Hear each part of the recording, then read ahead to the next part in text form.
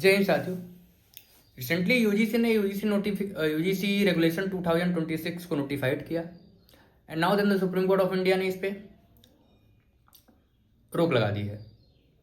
अगर हम इसका लीगल एनालिसिस करें तो now the regulation try to create a caste discrimination free environment in the campus and also it try to provide a equal opportunity for all students.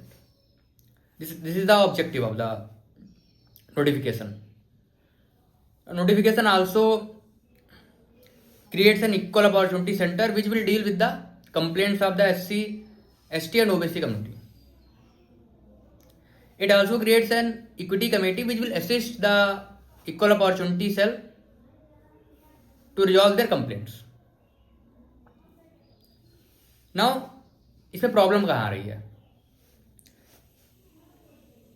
Notification किसी भी तरीके से ये प्री एज्यूम कर लेता है कि जनरल कैटेगरी के स्टूडेंट के अगेंस्ट कोई भी कास्ट डिस्क्रिमिनेशन की कंप्लेंट नहीं आएगी और इसलिए इसके लिए कोई भी प्रोविजन नहीं बनाया गया है।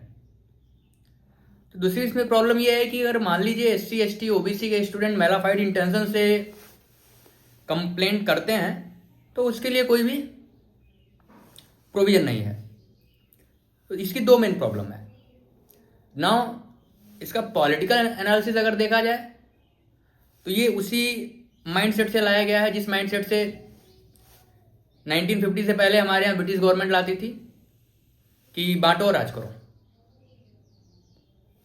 आर्टिकल 14 ऑफ द कॉन्स्टिट्यूशन बोलता है कि आप गवर्नमेंट की कोई भी स्कीम या पॉलिसी हो अगर वो पॉजिटिव डिस्क्रिमिनेशन करनी चाहिए न कि निगेटिव डिस्क्रिमिनेशन करे।